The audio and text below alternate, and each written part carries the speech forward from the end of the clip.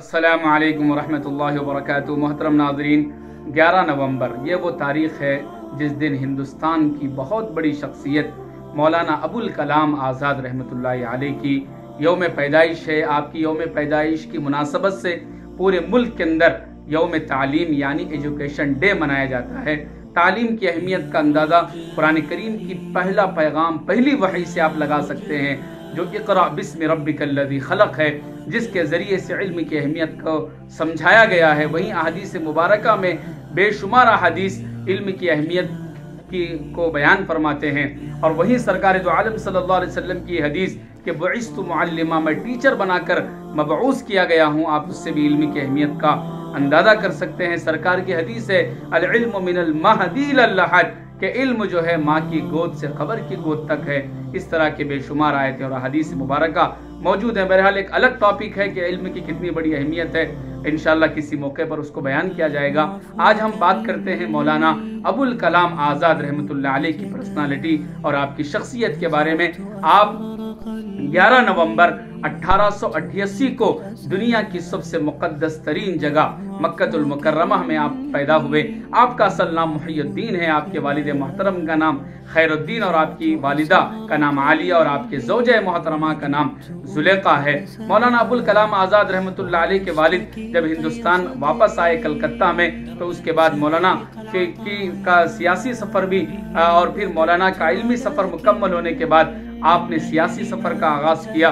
और उस वक्त जो तहरीक आज़ादी की चल रही थी, गांधी जी के साथ मिलकर मौलाना ने हर तहरीक में बढ़ चढ़ कर हिस्सा लिया, चाहे वो हिंदुस्तान को आज़ादी दिलाने की जो तहरीकें हिंदुस्तान छोड़ो तहरीक हो और तहरीक आदम ताउन हो, और इस तरीके से जितनी तहरीकें उस वक्त चली हैं, तहरीक रेशमी रुमाल वगैरह, हर एक में आपने बढ़ चढ़ कर हिस्सा लिया।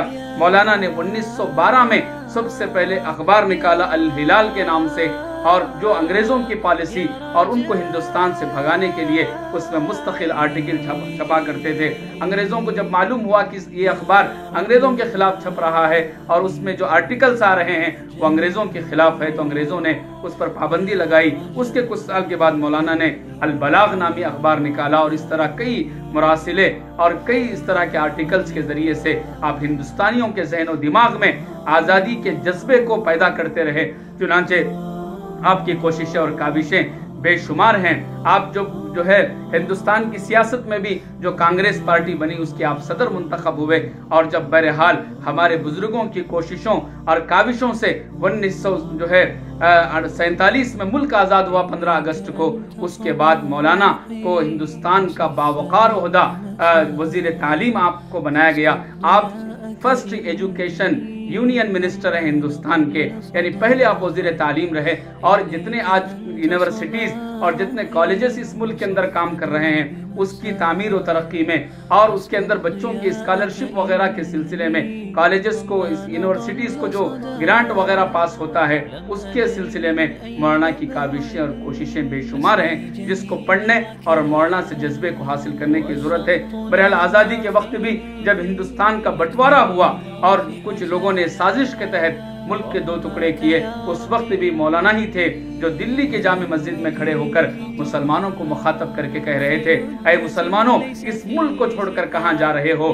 यहाँ की मस्जिदें तुम्हें आवाज दे रही हैं, यहाँ तुम्हारे बाप दादाओं की बनाई हुई इमारतें, यहाँ तुम्हारे बाप दादाओं की कब्रें हैं, इस देश को छोड़कर ना जाओ। हम और हमारे बाप दादा मौलाना की आवाज को लिब्बैक कहा और हम इस मुल्क को छोड़कर नहीं गए। हालांकि हमारे पास ऑप्शन था।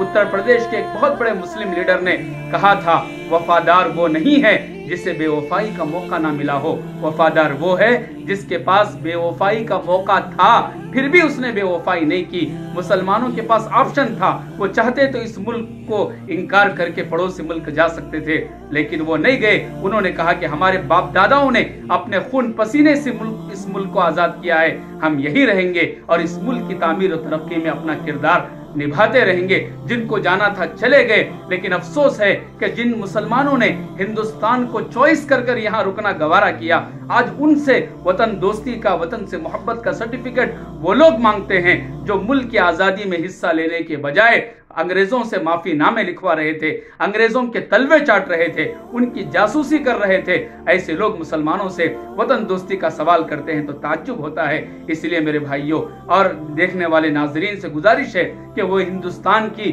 حقیقی تاریخ کو پڑھیں، مولانا کی زندگی کو پڑھ کر ایک پریرنا اور ایک جذبہ اپنے اندر پیدا کرے کہ کیسے انہوں نے ملک کی تعمیر و ترقی میں اہم کردار ادا کیا اور تعلیم کے سلسلے میں ان کی کیا خدمات ہیں۔ ان مولانا کی زندگی ہمارے لیے مشعل راہ ہے۔ وہی وہ مذہبی شخصیت بھی تھے، ترجمان القرآن جیسے قرآن کا ترجمہ انہوں نے کیا۔ غبار خاطر کے اندر بہترین خطوط کا مجموعہ موجود ہے۔